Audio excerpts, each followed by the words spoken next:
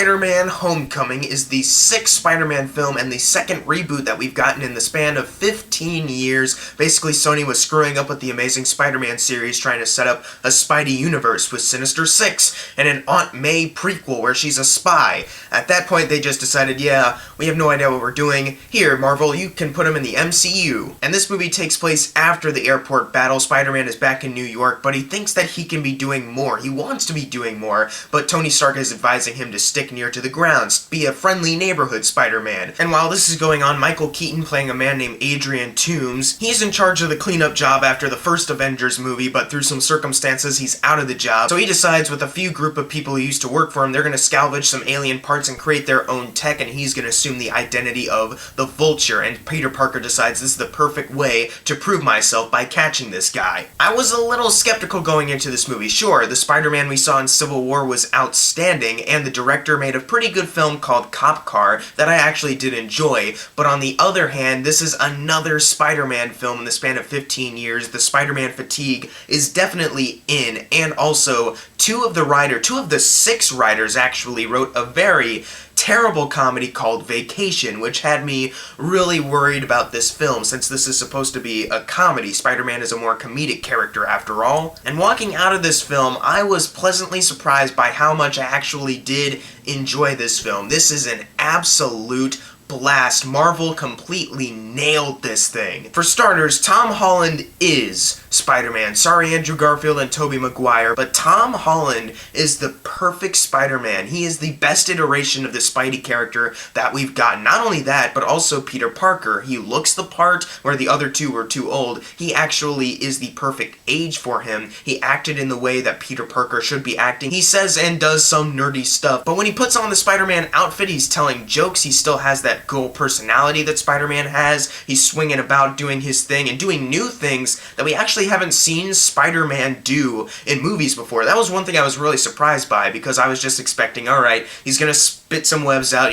swing around, whatever, but he actually did some neat new stuff. A lot of that is because Tony Stark made his suit, and that was a really great choice because we get to see Spider-Man doing new things that help reinvent what his abilities are. Instead of just seeing a lot of the same old, we got some new stuff, which I really appreciated, especially with some of the characters, like Ned, who is Peter Parker's friend in this movie. Those two had really great chemistry with each other. I'm glad that it just wasn't another Harry Osborn. I'm sure they're going to introduce an Osborn at some point, but I'm glad we got to meet this new character who has good chemistry with Peter. And also, Zendaya surprised me with her character of Michelle. I'm not the hugest fan of Zendaya. There are times where I like her, times I don't. This is a time where I do like her. Her character was really funny, and though when she shows up it is very minimal, I did appreciate her screen time. And some people might be upset about this character change with Flash Thompson. I actually thought this version of Flash Thompson was more realistic instead of just a huge white guy who wants to beat up Peter Parker. Instead, this Flash is more of a snooty rich kid who knows how to pick on Peter well enough to get under his skin. They're both nerds and they're both in the same academic decathlon, but he still picks on Peter to kind of bring him down. And I actually thought that's way more realistic than just huge white guy that wants to punch people, because really in high school you get more verbal abuse than actual physical abuse, so I actually really appreciated the change they made with Flash. And if you're worried that Tony Stark is going to show up here and steal the whole movie, he's just going to overshadow Spider-Man, actually no, he only shows up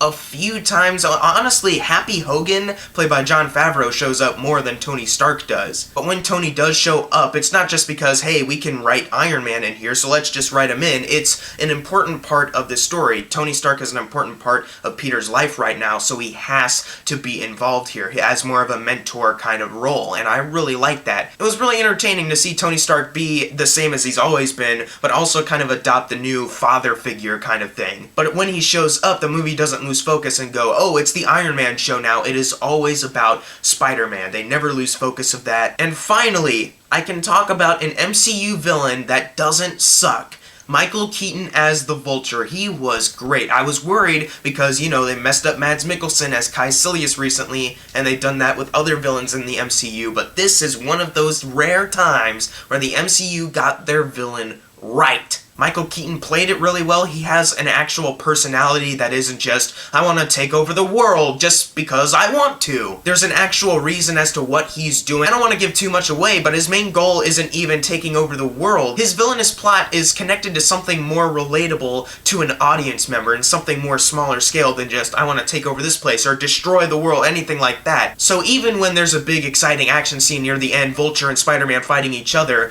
there is that sense of this is on a much smaller scale, even if it is a really huge action scene. And I like that kind of connectivity that you can have with the villain. In fact, Peter Parker and Adrian Toomes are kind of connected in some sense, character-wise. They're kind of equals. And whenever the action scenes are going on, the tension is there because the Vulture suit itself is scary. The wings are super sharp. The Vulture flies extremely fast. Sometimes you don't think Spider-Man can dodge it in times. In fact, there's one scene where he just came out of nowhere and it kind of startled me. It's that kind of tension and fear that this villain brought that I was just thinking, why couldn't other villains in the MCU be the same as you right now? So MCU villains, take notes from Michael Keaton's Vulture. He was great in this film, and he doesn't even need that costume to be scary. He can just give you one look, and you know, oh crap, I'm in trouble. There's one scene that, in context with the film, I was both taken aback and just surprised, shocked, and I started laughing, because in context of the movie, I was like, oh man,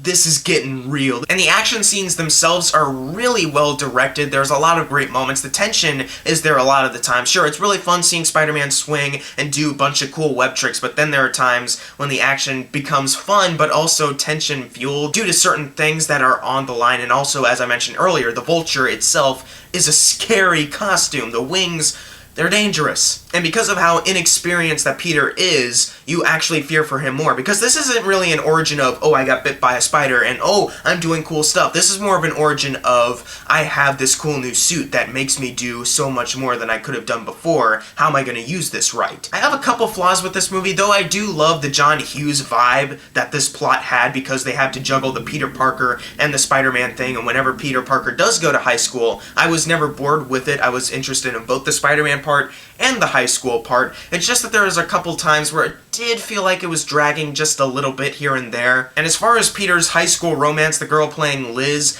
she was fine in the movie. It's just the relationship itself, I just didn't really see much to it other than Peter thinks she's hot and they're in the same academic decathlon, and that's it. There really wasn't much there, and I was kind of bummed by that because it kind of does play an important part of the plot. It is kind of more minor, but it is still an important factor. But I was still just surprised that I enjoyed the high school element, because there's a lot of shows and movies where they focus on high school, and I'm just looking at it like, this would not play out. This is really beyond my suspension of disbelief. For example, 13 Reasons Why takes place in a completely fictionalized high school where none of that would happen. And sure, this movie is about Spider-Man swinging in and kicking Vulture in the face and Vulture trying to kill him, but whenever they go to the high school, they rarely have the whole Spider-Man plot interact with it. So even though it does take place in this fictionalized world, you can see this high school and go, yeah, that is actually more real than a lot of shows that are trying to act like it's real. Overall, I had a complete blast with Spider-Man Homecoming. I love the John Hughes vibe they're going with. John Watts, you did a great job directing this, man. You wrangled in those screenwriters. The vacation writers could not ruin this. Tom Holland is the perfect Spider-Man. I loved his chemistry with Robert Downey Jr. and also his friend Ned. I love the Vulture in this movie. He's great, one of the better MCU villains. The action is a lot of fun, really well handled. The special effects are really on point. They did a good job with that. And despite some pacing issues here and there, and I wish they developed the relationship more between Liz and Peter, I really love this film. One of the better movies of this summer. Way better than Guardians of the Galaxy Volume 2. I'm gonna give Spider-Man Homecoming an A-. I had a complete blast with this thing. This is a much better Spider-Man film than Spider-Man 3, Amazing Spider-Man, and Amazing Spider-Man 2. I don't know if I would say it's better than Spider-Man or Spider-Man 2. I haven't seen those movies in a while. Maybe this is better, but this is up there with them, at least, as the best Spider-Man films we've gotten. If you're a fan of Spider-Man, you will not be disappointed. Sure, they changed certain things, but honestly, I think it was for the better. And I just love seeing Spider-Man in the MCU. It works so perfectly. Go out and see this movie right away, except you're already doing that anyways. But if you've seen Spider-Man Homecoming already, leave in the comments below what you thought of it, and as always, thank you guys for watching. Make sure to subscribe. I'm Jackson Fulcher. See you guys next time.